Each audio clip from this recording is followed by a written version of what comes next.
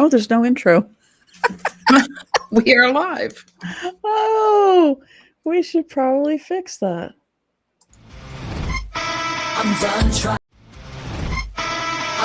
trying to live up to others' expectations. Family, society, class, race, sex, or religions. It's time to break free from the isms that make us feel like we're in prison. I'm ready to be unleashed as fuck. I'm ready to be unleashed as fuck. Tired of the madness, done with the sadness. Gonna break free and be unleashed. You can't make that stuff up. Okay. All right, we've got that fixed. Perfectionism. Today we're talking about perfectionism. Which obviously we don't suffer from because we had a little problem this morning. But look, perfectionism is really a self-sabotage in disguise, right? It's pretty procrastination, imposter syndrome. It goes by so many different names. But in many cases, it boils down to I'm hiding. I don't want to be judged. I'm fearful. And it comes out in all these other ways. Perfectionism, self-sabotage, procrastination. We're going to get into it today. Yeah. And what I've seen with so many of my clients is that it can be a result of just not getting the acknowledgement or attention that you wanted when you were a kid, either from your parents, from teachers, siblings, whoever. Some of us need more attention than others. And if you didn't get the attention you needed, you feel like you have to do everything right in order to get that attention. So even if you thought your childhood was pretty vanilla, there was not necessarily anything that felt traumatic or abusive, whatever, you can still kind of suffer from this disease of perfectionism, wanting everything or needing everything to be perfect. But honestly, perfectionism doesn't protect you. Can sometimes give you maybe not the attention that you're wanting. And it can paralyze you. It keeps you from even moving forward at times. So it traps you. It can trap you in a world of black or white. Everything is either right or wrong. It can have you build up these high expectations, not only of yourself, but sometimes of the people around you that, guess what? They're unlikely to meet because they may not have the same level of expectation that you have of what is perfect. So it can just lead to a lot of frustration and anger. Yeah, and today you are listening to Unleashed AF, the podcast that rips off the masks and exposes the leashes holding you back and reclaim the raw power you were born with. I'm Deidre Beecham, visibility catalyst, keynote speaker, and creator of the Medusa Effect and trigger tripping. I'm dedicated to helping you stop shrinking, speak the truth, and lead unmasked. Yes, and I'm Jenny Battig, certified hypnotherapist, coach, speaker, author, human factors engineer, and most importantly, liberator of your subconscious superpowers. Because that's most important, because it feels like I deserve a cape for that one. I love helping people understand and unleash what's already inside them so that they can stop sabotaging and start soaring. And together we are leash breakers, dream makers, risk takers. Don't you mess around with us. And by the way, did you see that the guitar player from Kiss passed away? Oh, no, I didn't see that. Yeah, speaking of that era of music. Anyway, so if you love what we're about, hit like, follow, subscribe, all those social media verbs, and don't forget to drop your thoughts in the comments under the video, or you can go to our website at unleashedafpodcast.com and go to the WWJDD page on that website, which is What Would Jenny and Deidre Do? And just let us know your feedback if you have ideas for new future podcasts, things like that. We're here to expose the leashes and explore what it really means to be free and to help you step into your fully authentic, unleashed life. Awesome. So let's talk a little bit about something you said in your intro, which I found really interesting. You said that most of your clients, that when they have perfectionism, it's because there was a lack of potentially not getting enough acknowledgement or attention that they wanted when they were kids. That's certainly one thing that comes up. Yeah, and it's interesting because when you said that, I thought, well, let me think about that for a second, because I had never attributed my need for perfectionism to that. And then I thought, well, if I really get down to it, that is probably a part of it. But in my house, it was a matter of, don't bother starting something if you're not going to get an A on it. Don't even bother trying if you're not going to do it perfectly. And if you want something done right, you do it yourself. So the expectation was there that it had to be done right. And in fact, in order for me to get attention from my parents, because it was just an expectation. And so in order to get attention from my parents, I would actually fail a grade a quarter. I would fail a quarter so that I could get attention. Right. Yeah, it's just interesting that people get to this place from different sides. Yeah. Well, and I would say that's not necessarily the attention that you were hoping for, but at least got their attention. No, but I got attention. Right. Yeah. Yeah. So to meet their expectations, if we kind of frame it in that perspective, yes, you needed to be perfect. Yes. Yeah, that was the expectation. Yeah, absolutely. And then it just got ingrained in me where it was that was my expectation, and it just would destroy me if I didn't get a perfect grade on something or near perfect grade on something. I just expected it of myself. And then of course, you go to school and school goes, oh, that's awesome. That's exactly what you need to be. And then you get into corporate America and they're like, oh, that's awesome. That's exactly what you need to be. Yeah. And yeah. And so then you get into your own business. And perfectionism is the last thing you need. Yeah. And I think at least for myself and some of the women that I have talked with, that perfectionism in business can really set you back, because there's nobody there saying it has to be turned in now. Right. And so we're still trying to make it perfect. I can't tell you how many times I have gone over and over and over web pages before, or sales copy, or, just name it. I can't tell you the number of videos I have recorded and never posted. Right. Because of this perfectionism. Oh, that's going to be judged, or what's going to happen, and that isn't perfect, or this isn't perfect. And I remember one time I was telling somebody, well, I can't really sell that right now because I don't have the sales page ready. And she looked at me and she says, you are the sales page. Well, wait. Wait a minute. Because I've got it, this needs to be in place. This needs to be in place. This needs to be place. Everybody knows that. This needs to be in place. And we think that because when we're in corporate America, that's all done for us. It's done. You've got the website. You've got the website. Everything is perfect. Everything is exactly where they say you need to go find it. And you have to. Right. And then we come out in the business. We're like, oh my gosh, I've got to get all this stuff. And we don't. Yeah.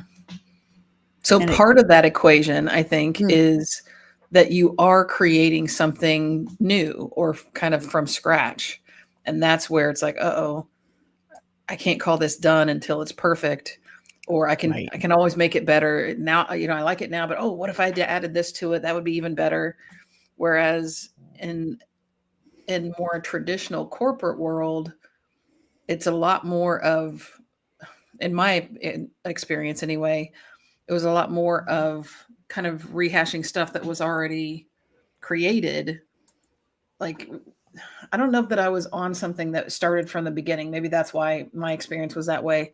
I always came into a program that was already running, and it was just maintenance at this point. We're just keeping it going. So there were things that we were improving, but we didn't have to create it from scratch. When I've gone now into, having my own business, I had to create all my marketing from scratch. I had to create all my pricing from scratch. Like everything had to be created out of nothing. And so there's a lot more opportunity to be concerned about, well, is this the right way to go, or is that the right way to go? For my unique thing, it's kind of unproven. Whereas in the corporation, no, we already have these standards. We have these tables. This is, just go look it up and use that number or whatever. So that's part of what I think can put more pressure on. I think the other thing, like you were saying, is when you're, at least as a solopreneur, you don't have sort of the team dynamics and deadlines where you've got accountability to someone else or something, where you're kind of forced to say, okay, this is just going to have to be good enough because I have to turn it in. Whereas in a corporation, you do have deadlines that you got to stick to, and it may not be perfect, but you're done. Right. Yeah. And I think that sometimes what that can turn into is, and it's not just because we don't have that deadline. We may have an imaginary deadline in our heads, but if I don't put it up, if I don't start it, if I don't put the page up, if I don't put the sales page up, if I don't start making the phone calls, if I don't, just insert whatever the action is. If I don't move that, if I don't step forward into that action, I also can't fail. I also can't be judged. I also can't be ridiculed. I also can't be, just insert. Yeah. And what I have found is there's some subconscious tapes that run there. And so what kind of, let's talk about the subconscious tapes, because I know that's one of the things that you have helped me quite a bit with is, how those subconscious tapes run over. So what's the real danger sign going on here for people that they don't want, that perfectionism just has to go into place?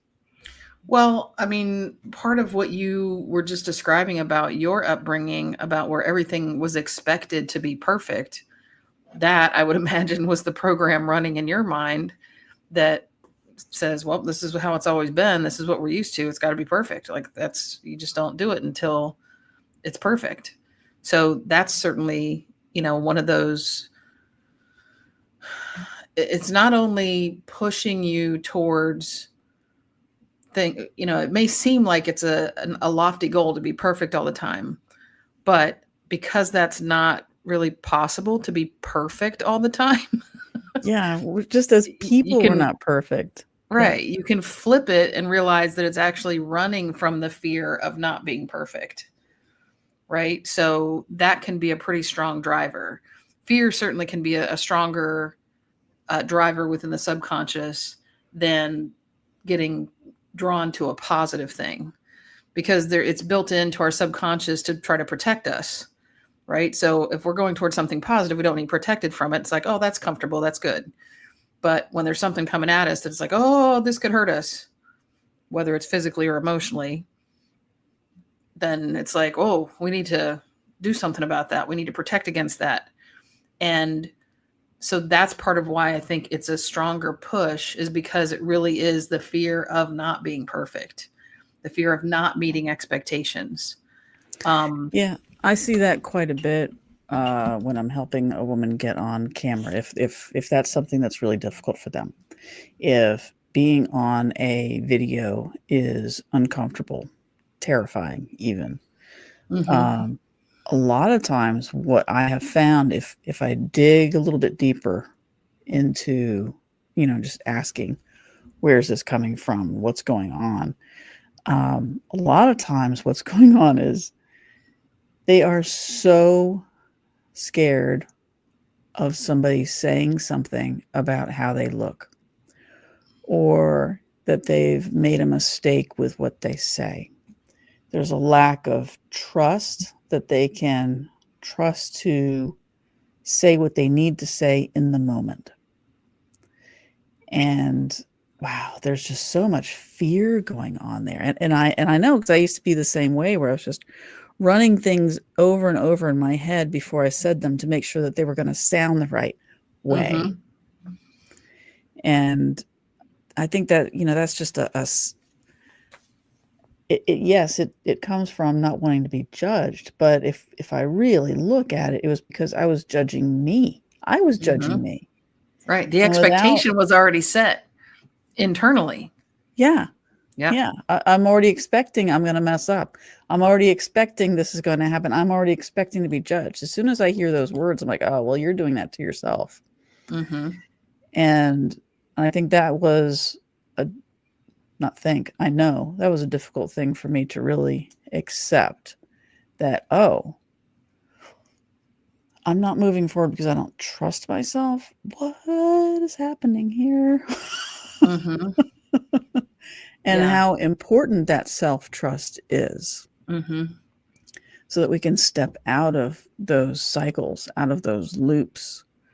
But yeah, I think because it gets wrapped up in this thing called perfectionism, it's easy to let it slide because, well, that was the expectation before. That was exactly what was rewarded before, was how perfect. Well, look at perfect attendance. We give an award for perfect attendance. Yep. We give awards for, having all straight A's. We give awards, these people this is all rewarded. And that feels good, especially, as you said, if you're not getting the acknowledgement at home. That feels good to get those pats on the back. That feels good. And I think the same way with vanity metrics. I need to make sure that I get a viral video. I need to make sure that whatever I say gets tons and tons of likes. But I'll tell you what, the people that are the most successful, the people that really stand out in people's minds, are people who are kind of controversial because they are being themselves. Gary Vaynerchuk is a great example. If you don't know who he is, look him up.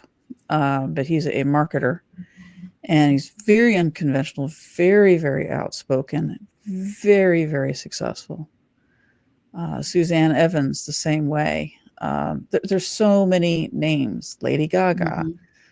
You can just name all sorts of entertainers, but people who are successful stand out because they're not trying to sound like everybody else. If you're going to sound like everybody else, that's safe. Yeah. And by AI standards, it's perfect. But when it comes down to sharing who we are and standing out in the marketplace, you really kind of need to be perfectly imperfect. Because we are imperfect. Right. And I think, it's kind of, I guess they're social media influencers, but they were also on The Amazing Race. So that's kind of how they got a lot of followers. The Holderness family. And I think we've shown a couple of their videos before.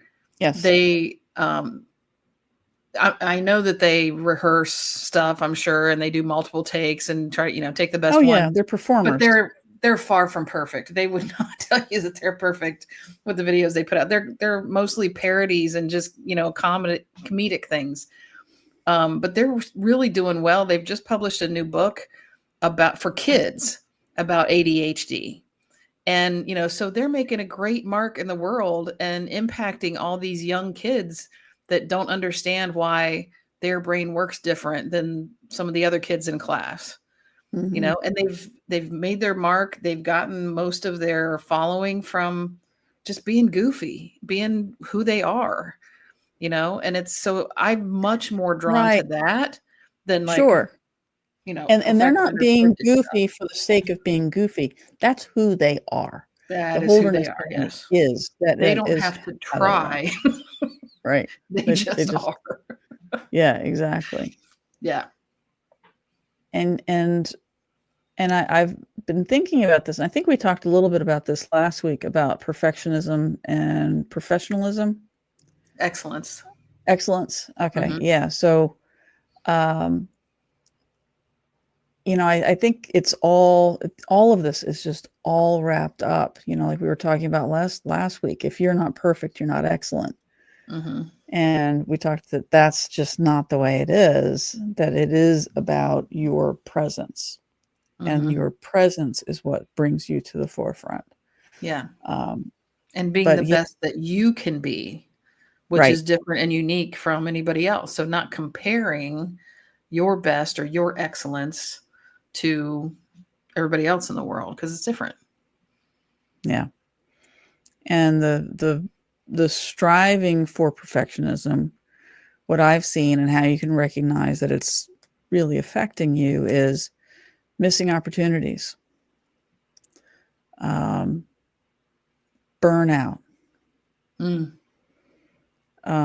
being invisible.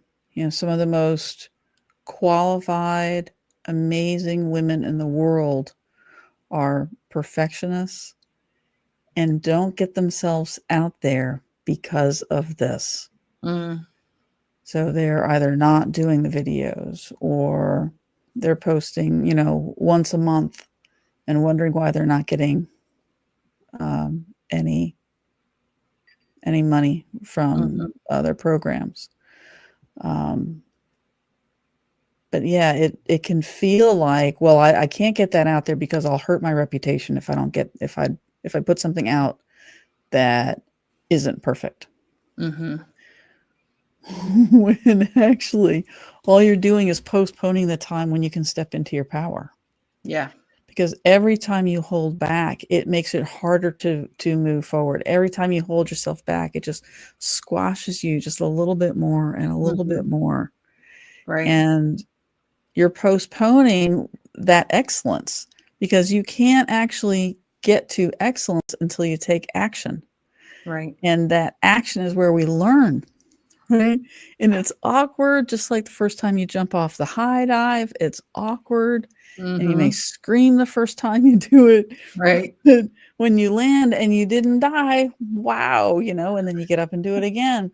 And each time you get better and better and better. Yep. And it's just that first step that can feel like jumping off the high dive. Yeah. And that's kind of how business is. That's how I kind of look at it, because otherwise, if you're always trying to get things perfect, I know I struggle with this every time I get to a new level and I think I've got this. I don't struggle with perfectionists anymore. And then boom, there it is again. So it's important to focus on, instead of being perfect, instead being you and taking actions, taking those next steps. Right. And really, I think it's, if you focus more on the effort that you've given towards something versus the actual, I don't know, result, I guess. I mean, one thing that comes to my mind is in sports, I'm quite sure there are some athletes that are perfectionists. But if you want to enjoy the sport that you're playing in, I mean, I played volleyball the vast majority of my life, and I loved winning. But if I was playing in a really competitive match where my team was strong, the other team was strong, and there were some awesome plays happening, and it was just exciting to be a part of that, I didn't care nearly as much if we lost the game. But if we played like crap and lost the game, I was like, well, shit, we could have played so much better. So it was more about our level of play and in terms of how we knew we could play versus, no, we have to beat everybody. So that's a more enjoyable way to go about not just sports, but that was the example that popped into my head. But, things like business and stuff like whatever else that is you're trying to achieve, to allow the journey and the evolution as you grow and become better and better at whatever you're doing, allow that to be what kind of enriches you or enhances or kind of defines the situation versus the win-loss column, so to speak. Yeah, and I want to tell a story. It just popped into my head. Yeah. About perfectionism. My wife and I had, well, it's my wife's business. She had come up with this line of spices.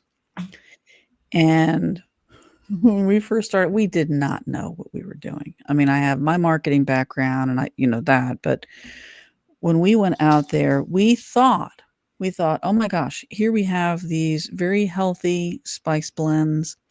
They're low sodium. Our target market obviously is the older cook, right? It's the older cook. They're concerned about their salt intake, their sodium intake, and that's our target market. And so we go out to the markets, and this is what we think we're going to find. And so we're talking about the health benefits of the low sodium. Nobody cared.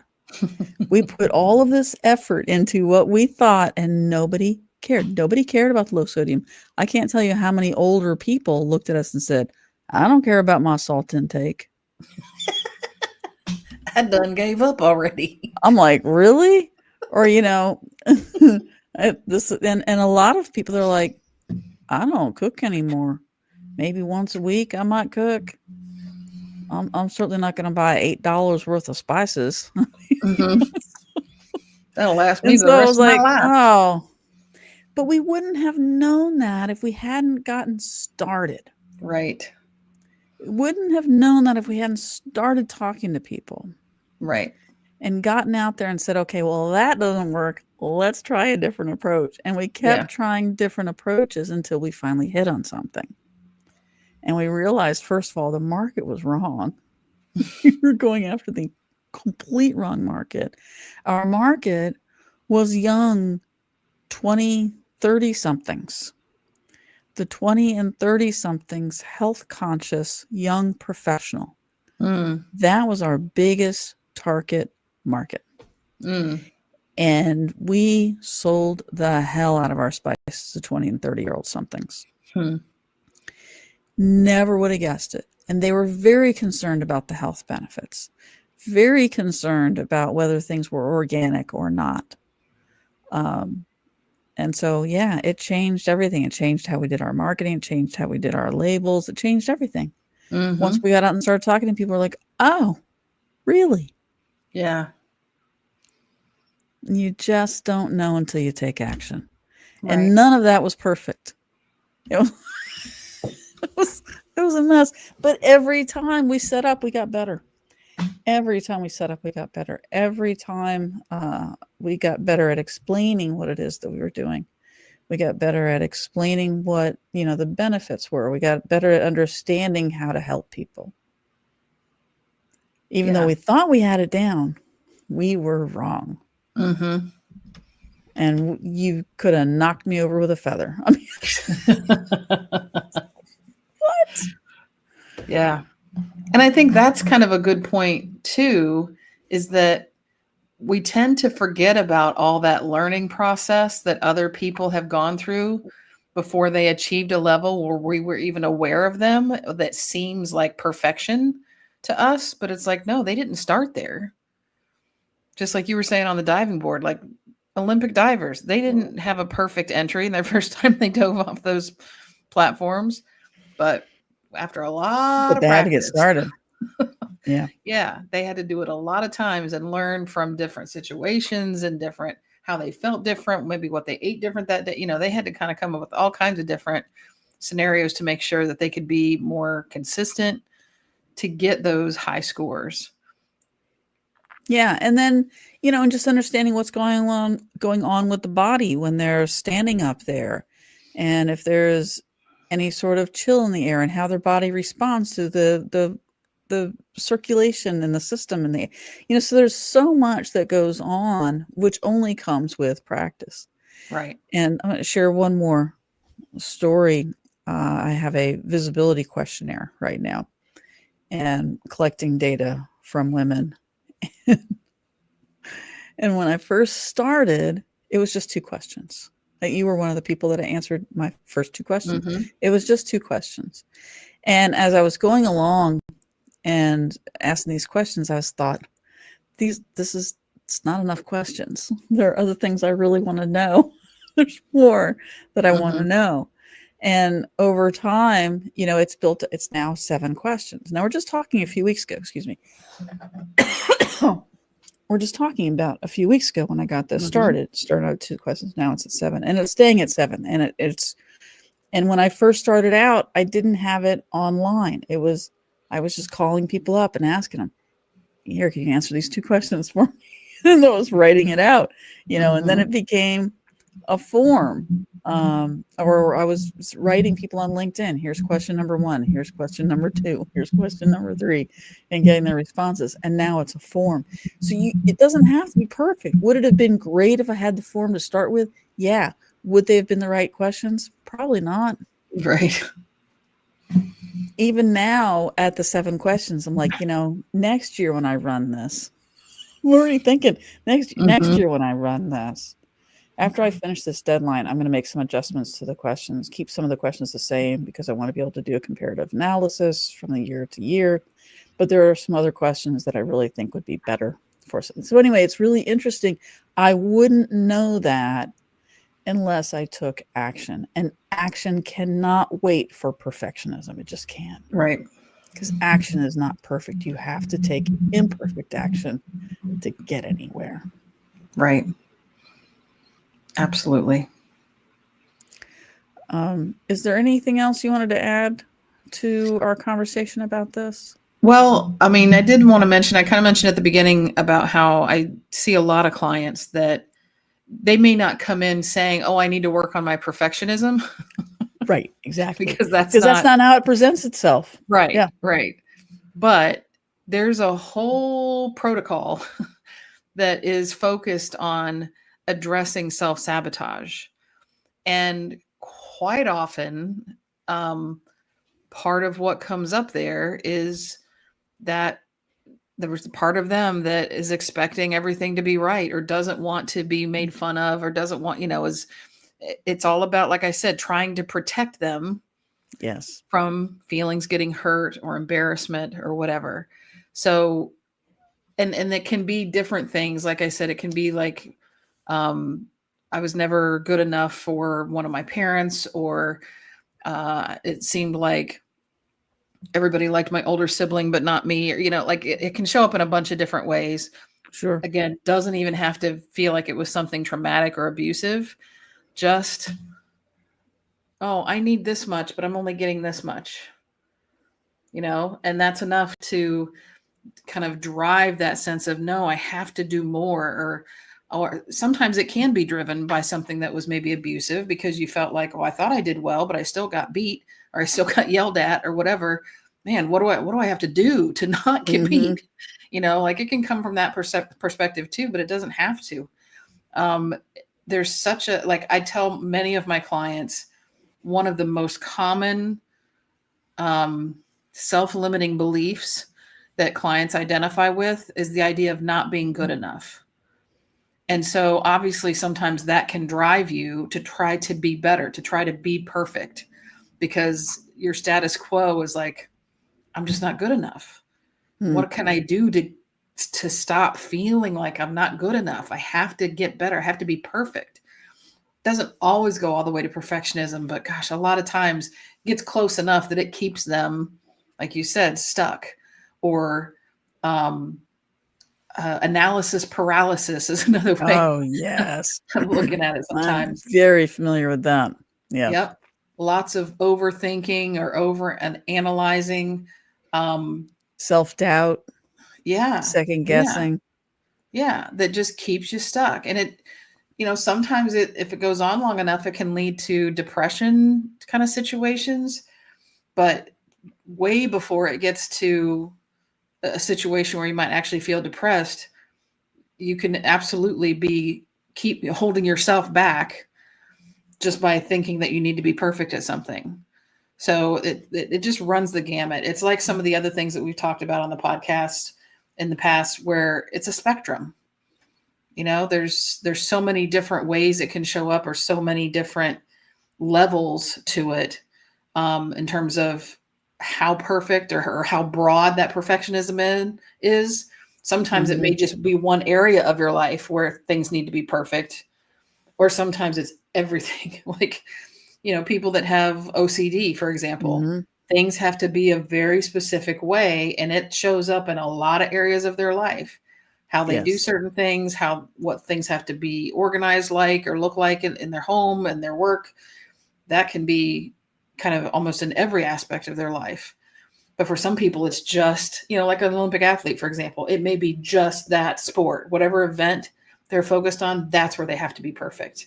So, there's just so many shades and different variations of perfectionism, but it can still, each one of those shades or variations can still be the thing that's just the anchor that's keeping you stuck or holding you back. And so, there are ways to get past it.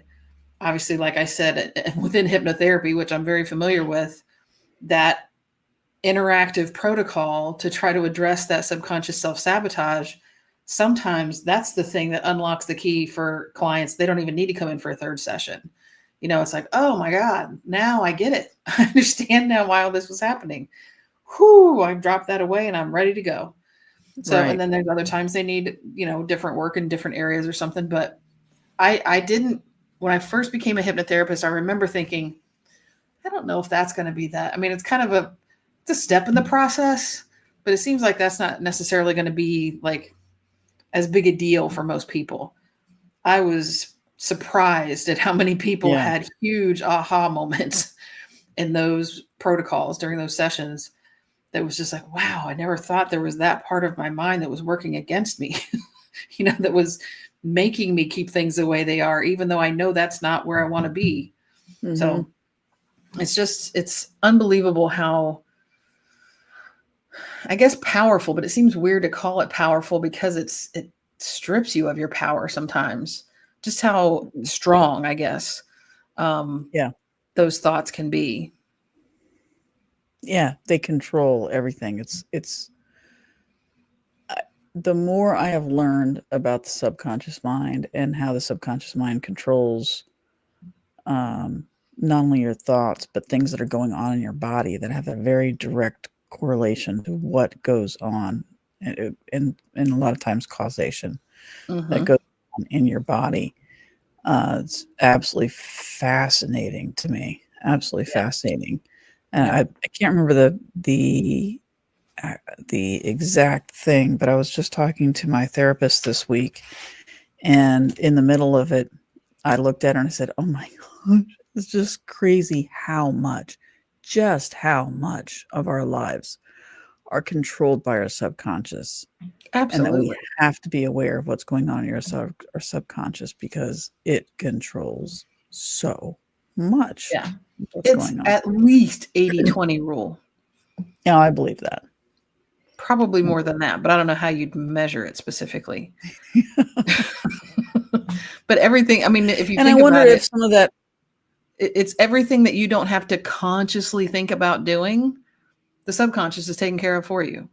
So all of the things that are happening in our body that keep us alive, like our heart beating, our breathing, cells regenerating to like cover a scrape or something, like a cut or something, heal that thing, hair growing for some people more than others.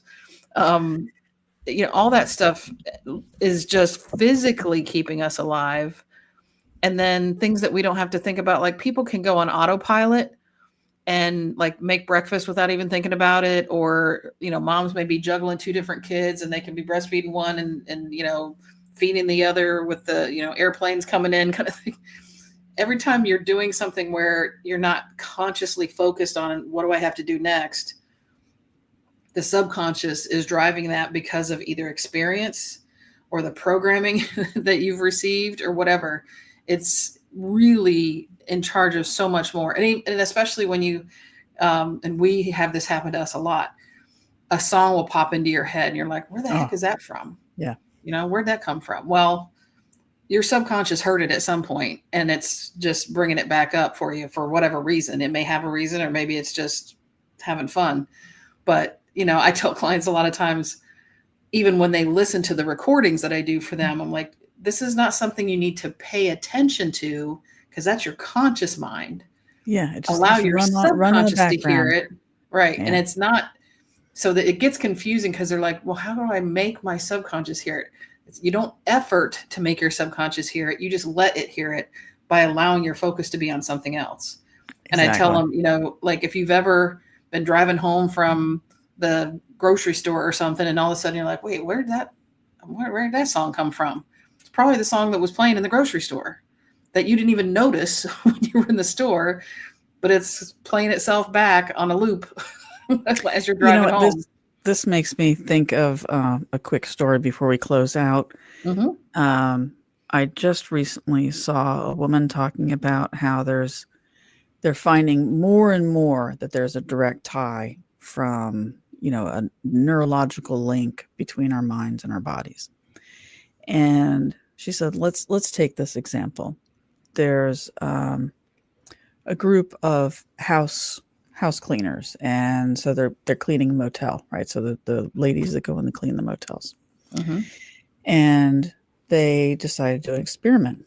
So half of them, they told all of them, you guys will benefit from an exercise routine.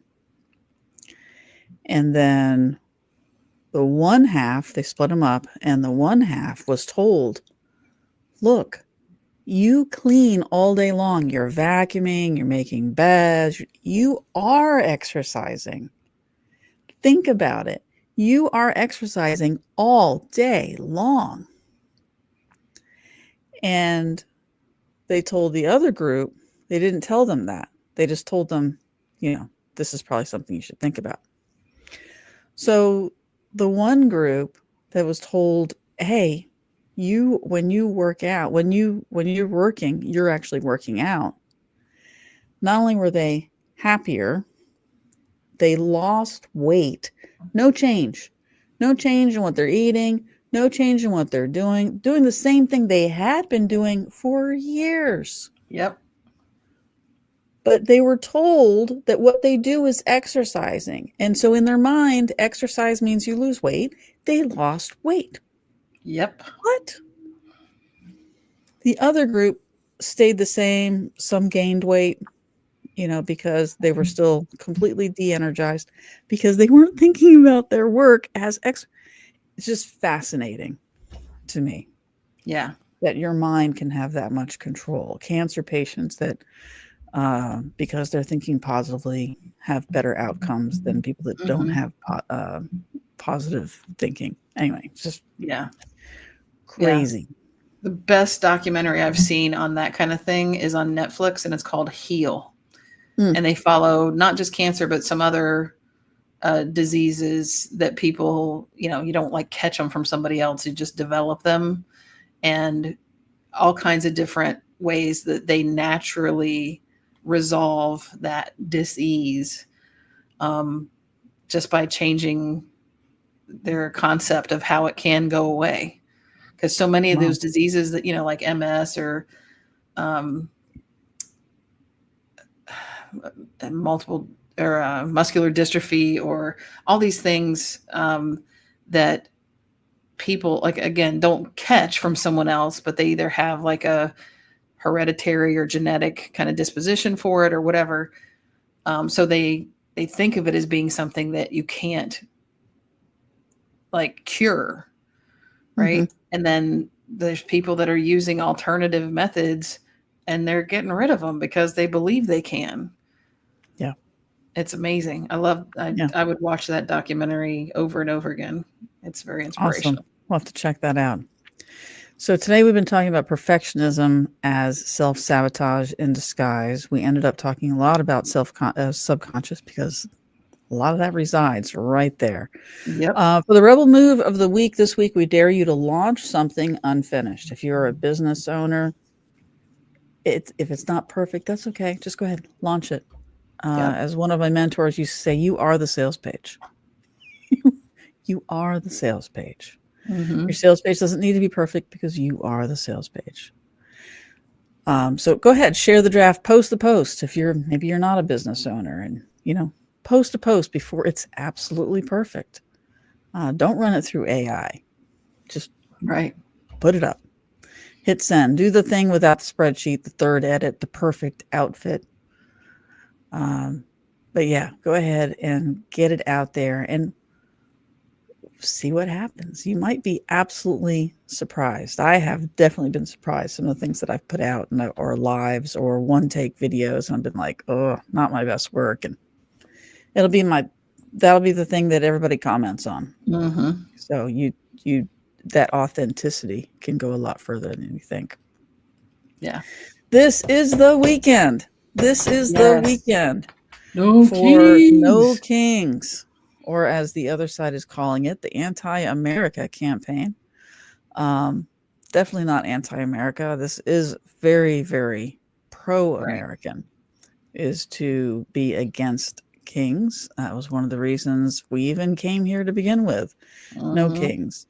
So check that out on 5050.1. You can also find it on mobilize.us. It is also there. I hope to see you out there. If you can, at least post and let people know about it. Do what you can in the area that you're in.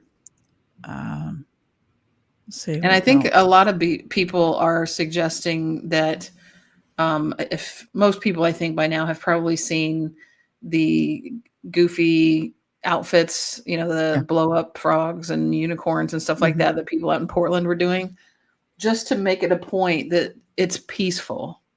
Yeah. So if somebody from ICE or whatever federal agent might try to come up and say, oh no, they're being, terrorists or something. No, how do you attack a blow up frog and say it's being a terrorist? So just to help kind of prove the point that no, this is a completely peaceful demonstration. There's no reason for there to be, law enforcement here trying to hold us down or whatever. So keep that in mind and don't allow yourself to be egged into something that could look violent, just to be safe. Yeah. It's all about being peaceful and making a point. Yeah. Showing our numbers. Bring a friend. Yeah. If you enjoyed today's episode, subscribe, follow, and share. If you have a topic, question, want to be a guest, please go to our website, unleashedafpodcast.com. Go to WWJDD, What Would Jenny and Deidre Do? We'd love to hear from you. Please join us next week as we continue to identify unseen boundaries, on the leashes that really just mess up your life. Yeah. And we may not be here next week. Not sure yet. Yeah, that's true. Or I might be here myself, but we definitely will not be together. We'll figure that out as we move forward. But either way, we'll put some kind of a notice up if we're not going to be here. Yeah. Yeah. And we want you to live a powerful life without these leashes, the authentic you, and be in power and in control. But yeah. You want to send us out of here? Remember, leash breakers, you're not too much. You're not broken. Mm-mm. Guess what? You're not even perfect, but that's okay. You're excellent. That's definitely okay. You're not broken. The system is broken. You're unleashing, evolving, getting better. So keep going. All right. Take care. I'm done trying to live up to others' expectations. Family, society, class, race, sex, or religions. It's time to break free from the isms that make us feel